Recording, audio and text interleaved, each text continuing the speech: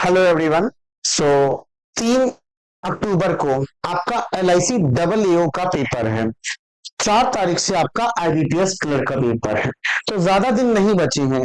इस 10 दिन के अंदर 10 से 11 दिन के अंदर आपको क्या करना है, ये उन स्टूडेंट के लिए जो ऑलरेडी प्रिपेयर करते हुए आ रहे हैं, अपना मॉक दे रहे हैं, एनालिसिस कर रहे हैं, उनके लिए कि एक कुछ पॉइंट्स होते हैं जो मैं यहाँ पे आपके सामने बताऊं कि इन चीजों पे फोकस करने वाला है इन 10 दिनों के अंदर। ठीक है ना। चलिए स्टार्ट करते हैं। तो सबसे पहले आपका डे 1 का आपको मॉक को एनालिसिस ऑफकोर्स करते हुए आ रहे हो, लेकिन उसके अंदर और क्या, डेली आपको 3 से 4 मॉक देने हैं। क्योंकि अब आपको कंसेप्ट शुरू से जीरो से नहीं पढ़ना है, आपको मॉक देना है। उस मॉक के अंदर ही चीजों को अंदर आपको इंप्रूवमेंट करना है। मॉक देने के बाद उसके अंदर जो तुमने मिस्टेक की है, जो सिली मिस्टेक है, जैसे रीजनिंग में पेयर फॉर्मेशन में अगर गलतियां आ रही है तो लगाओ खूब ढेर सारे पेयर फॉर्मेशन के, फॉरवर्ड बैकवर्ड वाले में गलती हो रही है, ऑर्डर रैंकिंग में गलती हो रही है, ब्लड रिलेशन में गलती हो रही है, तो अपनी मिस्टेक को देखो कि कहां किस टॉपिक पे तुम मिस्टेक कर रहे हो, किस क्वेश्चन में ज्यादा टाइम ले रहे हो एज एक्सपेक्टेड। और ये सारी चीजें आपको गाइडली का जो मॉक है, अभी मैं आपको दिखाऊंगा, वो सारी चीजें बताता है। तो आपका जो एनालिसिस करने का टाइम है, मैं कहता हूं गाइडली का मॉक क्यों लो, क्योंकि बाकी के मॉक्स एनालिसिस आप खुद करते हो, गाइडली आपको खुद एनालिसिस करके दे रहा है, बस तुमको चीजों को देखना है, उन पे काम करना है। बहुत काम आसान कर दिया गाइडली के मॉक ने। मिस्टेक टाइम टेकिंग, किस क्वेश्चन में तुमने जैसे जिस पजल में 2 मिनट या 3 मिनट लगा था, तुमने 4 से 5 मिनट लगाए, तो वो कौन से टाइप की पजल थी, वो कौन सी टाइप की DI है, वो कौन सा ऐसा सिंप्लीफिकेशन है जो कि यार ये हो नहीं पाया टाइम के अंदर, या मेरे में क्लिक नहीं किया। वो चीजों को ऑब्जर्व करना है और उसके बाद उसके ऊपर कंसेप्ट को सीख लेना है। पहले दिन आपको ये सारी चीजें करनी है और फोकस किस पे करना है, उस टॉपिक पे करना है जिसमें तुम स्लो हो, मतलब वही कि जिसमें तुम टाइम टेक ले रहे हो या एक्यूरेसी तुम मेंटेन नहीं कर पा रहे हो। डे 1 के अंदर बैठ के तुम ये सारी चीजों को एनालिसिस करो, सुबह से लेकर शाम तक का।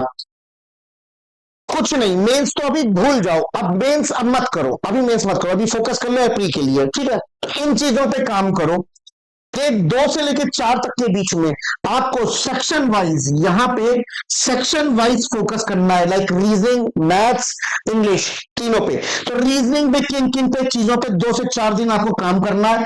आपको डेली, कम से कम डेली आपको यहां पे 10 से 15 सेट की पजल लगानी ही लगानी है। और टू एग्जाम ओरिएंटेड, ये नहीं उठा लो इतनी लंबी पजल कि क्लर्क में आएगा, नहीं।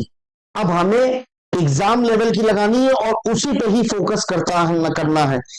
जब हम IBPS क्लर्क की बात करते हैं किसी भी पजल की, तो लाइन एक के बाद एक आती, मिनिमम 2 पॉसिबिलिटी के अंदर काम हो जाता है। वो चीज आपको जल्दी जल्दी करनी है। ये सारी प्रैक्टिस आपको 10 से 15 सेट की पजल्स में विद टाइमर करना है। टाइम आपको 2 ही मिनट का लगाना है कि भाई 2 मिनट के अंदर मुझे खटाक से बनाना है, 2 मिनट से 1 सेकंड ज्यादा नहीं, ना 1 सेकंड पहले। क्वांट की बात करें तो आपको स्पीड मैथ, भाई इसको लोग बहुत हल्के में लोग जो लेते हैं ना स्पीड मैथ, मैं गारंटी के साथ कहता हूं, तुम्हारा अगर स्पीड मैथ नहीं अच्छा ना, तो तुम्हारे नंबर ऑफ अटेम्प्ट्स 10 से 12 ही हो पाएंगे 35 में से, इतना याद रखना। क्यों मैं ऐसा कह रहा हूं, ऐसा मैं क्यों कह रहा हूं, क्योंकि स्पीड मैथ जो है आपकी बहुत इंपॉर्टेंट प्ले करती है रोल। आपकी calculation, fraction, multiplication, division, subtraction, addition, percentage to fraction, fraction to percentage, ये सारी चीजें आपकी स्पीड मैथ, जिसके अंदर अप्रोक्सीमेशन, नंबर सीरीज, सिंप्लीफिकेशन आ जाता है। आप एक बात बताइए, अगर आप नंबर सीरीज में लॉजिक को ढूंढना है, तो आप जब दो नंबर को देखेंगे यार इतना डिफरेंस इसके बीच में, इतना डिफरेंस, तो आप डिफरेंस वाला निकाल सकते हैं कि इसको से मल्टीप्लाई करके ऐड कर दे रहा है इसमें, तो आप दिमाग में थोड़ी चीजें कैलकुलेट कर सकते हैं, वो कब करता है जब आप इसमें। तो मैं तो कहता हूं जिस बच्चे ने इस एग्जाम से पहले एक पूरा रजिस्टर स्पीड मैथ पे खत्म किया होगा, मैं कहता हूं कि भाई तुम्हारा सिलेक्शन है पक्का यार, तुम अच्छे हो। क्योंकि तुमको यही पता है स्पीड मैथ से ही तुम्हारी प्रॉफिट एंड लॉस की कैलकुलेशन, DI की कैलकुलेशन सब सॉर्ट आउट हो जाएंगी।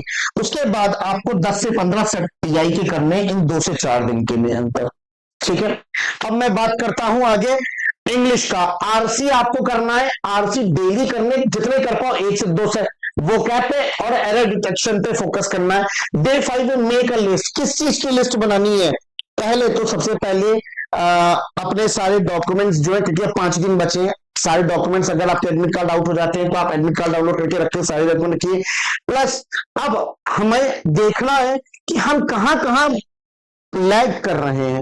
वो अपने मॉक से देखो कि यार लगता है मुझे क्यूब्स में भूल रहा हूं, मैं 30 तक कर पा रहा हूं या 20 तक कर पा रहा हूं क्यूब, तो क्यूब पे फोकस करना है। यार मुझे लगता है कि मैं किसी की अल्फाबेट की प्लेस वैल्यू को मैं भूल जा रहा हूं, तो उस पर फोकस करना है। जो छोटे छोटे कंसेप्ट होते हैं उन पे काम करना है। बात को समझ में आ रहा है? जो छोटे छोटे आपके कंसेप्ट हैं उन पे काम करना है। जैसे कि अब मैं बोलता हूं कि आपका इंग्लिश में थोड़ी वोकैब, जितनी ज्यादा वोकैब याद करके जाओगे उतना अच्छा तुम्हारे लिए रहेगा। मैथ्स में रहेगा, अगर मैं बात करता हूं मैथ्स की, तो यहाँ पे क्वांट में तुम्हारे पास क्यूब स्क्वायर एकदम टिप पे होनी चाहिए। ये सारी चीजें अपनी रिवाइज कर लो एक दिन में, ठीक है ना? तो इसकी लिस्ट बनानी है। डे 6 टू डे 8 में तुम्हें क्या करना है? स्ट्रॉन्ग एरिया, जो भी तुम्हारा स्ट्रॉन्ग एरिया है कि भैया मेरा पजल स्ट्रॉन्ग एरिया, तो हमने उस टाइप की पजल को 2-3 बार लगा डाला। जो भी तुम्हारा स्ट्रॉन्ग पोर्शन है जिस भी टॉपिक के अंदर, उसको थोड़ा सा रिवाइज कर लो। जैसे सिलॉक्स की मैं बात कर लेता हूं, सिलॉक्स में जो बेसिक बेसिक चीजें उसकी बातें कर लो। इनइक्वालिटी की बात करूं तो इनइक्वालिटी के अंदर कभी कभी एक बार बताता हूं, सुनो। अभी एक स्टूडेंट ने, एक बच्चे ने मुझसे डाउट पूछा था कि इस तरीके से था कि A is greater than B और which is equal to C which is less than D. ठीक है, तो आपको पता है ये स्टेटमेंट है, ए से डी कोई रिलेशन नहीं है। इधर कब लग सकता है? जब 3 सिंबल होने चाहिए। तो ऑप्शन में ऐसे थे, देखो उसके पास A is greater than D, second option A is equal to D, third option A is less than D. तो अब आप बताइए, अब आप लोग कहोगे इसमें सर नाइदर होगा, नाइदर होगा, इसमें कोई भी फॉलो नहीं कर रहा, लेकिन ऑप्शन में एक पॉइंट दिया था, आइदर 1, 2 और 3, आइदर 1, 2 और 3। इसका मतलब क्या हुआ? हमें ए और डी के बीच में कोई रिलेशन नहीं मालूम है, तो ए बड़ा भी हो सकता है डी से, ए बराबर भी हो सकता है डी से, ए छोटा भी हो सकता है डी से। That's it. तो ये सारी चीजें आपकी कंसेप्चुअल होती हैं। तो ये सारी चीजें आपको क्विक रिवीजन देनी है। एग्जाम जैसा माहौल बनाओ। अब तुम्हें पता है 6 से 8 दिन में आपका, मतलब 2 से 3 दिन में आपका एडमिट कार्ड आ जाता है।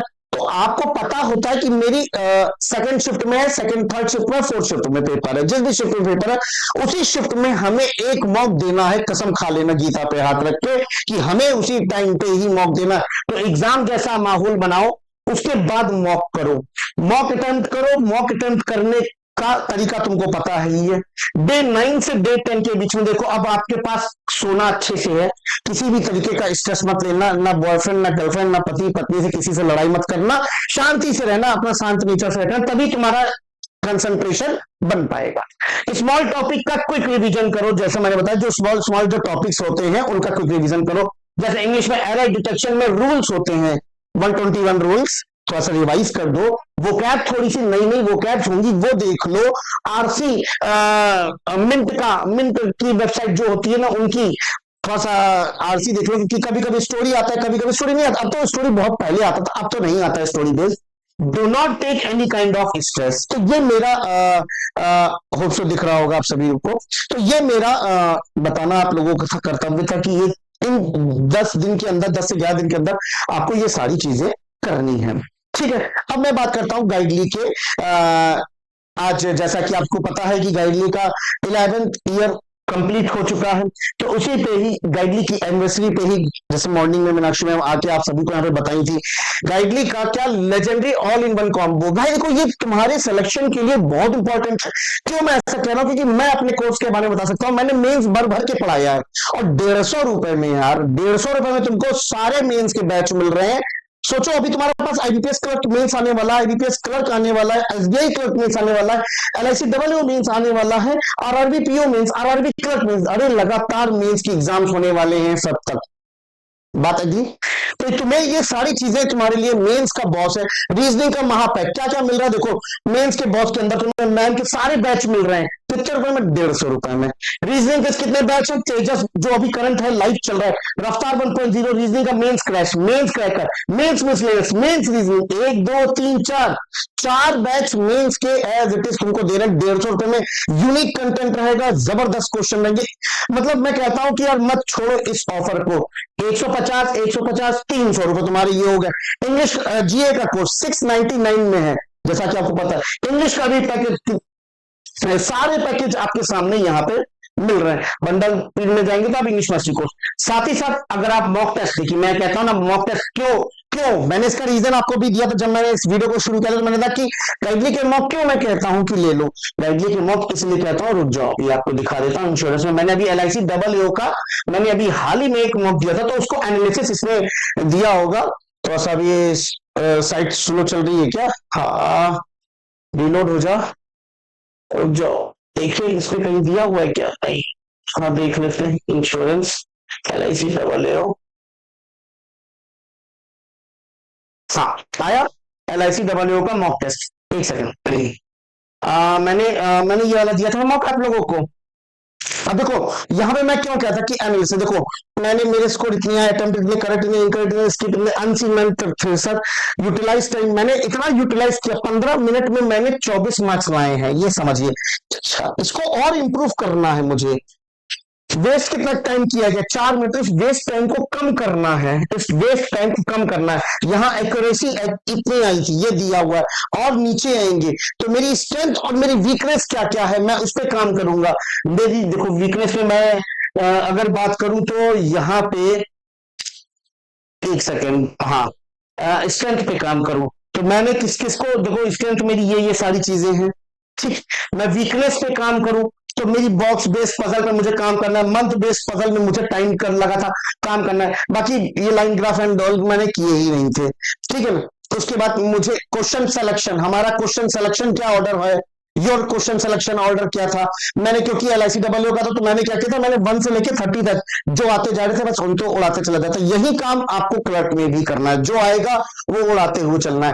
टाइम स्प्लिट, इनसाइड सेक्शन दिया, तो चीजें आपको देखनी पड़ेंगी और उस पर काम करना होगा, आपको सोचना कुछ नहीं। चीजें आपने देखी कि भैया पहला रो में 2 मिनट 50 सेकंड ले, तो मुझे 50 सेकंड कम करने यार, मुझे इसकी स्पीड से रीड करना है एंड ऑल, बात समझ रहे हो। इसलिए मैं कहता हूं गाइडली के मॉक टेस्ट परचेस कर लो।